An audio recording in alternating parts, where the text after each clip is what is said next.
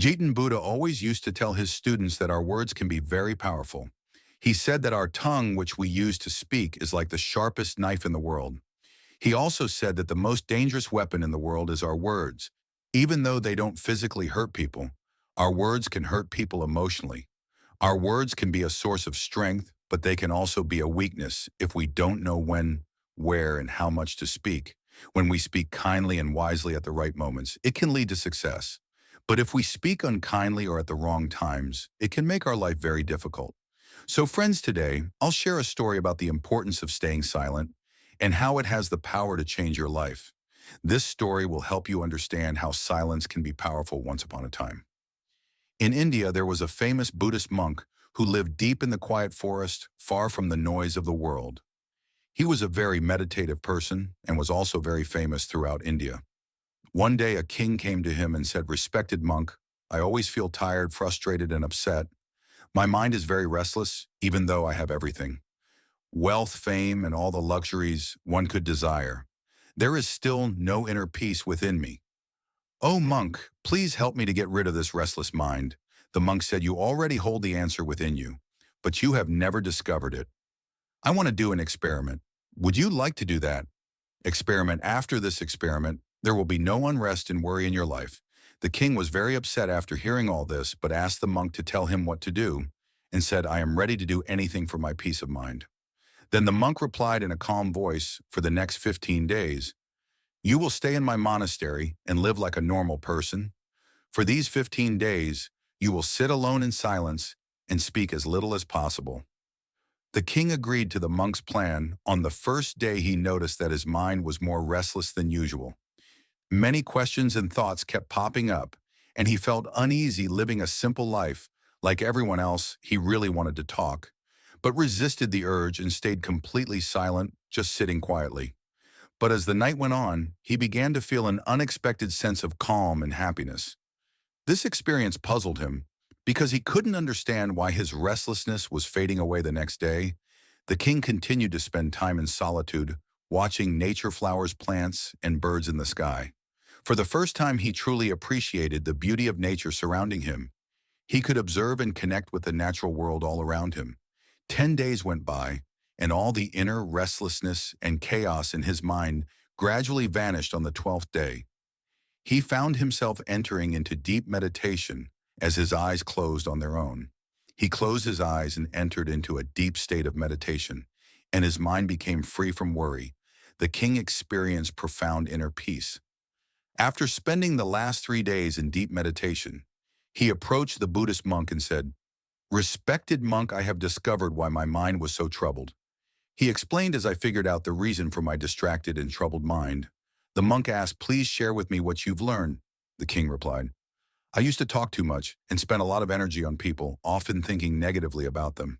This excessive talking and negative thinking wasted my time and made my mind disturbed as a result of this behavior. I couldn't perform my tasks effectively, and I started failing in almost everything. These continuous failures made me even more unhappy and easily annoyed.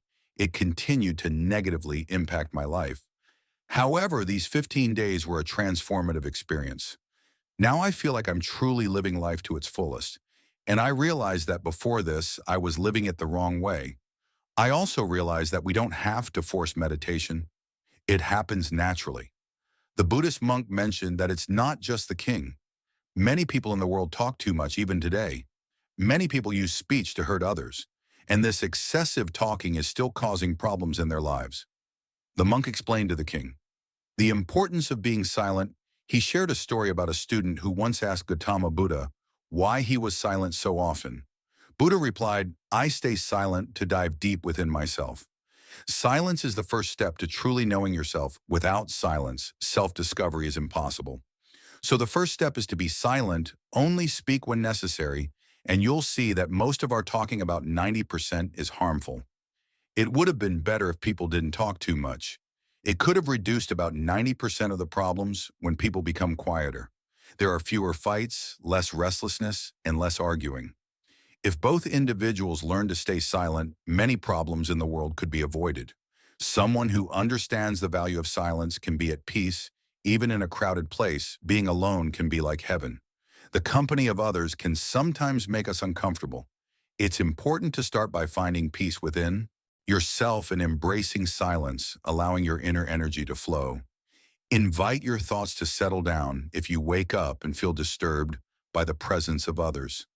It's a good idea to close your eyes and reconnect with your inner self. You'll find a sense of freshness inside yourself because that's where your life originates. It's not in anyone else. It comes from the same source as you.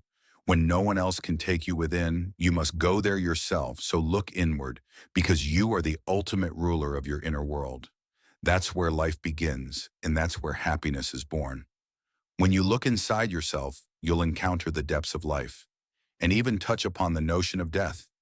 This inner journey is like watching your own life go through ups and downs, like the sun rising and setting. Every time you take this inner journey and come back, you'll feel refreshed.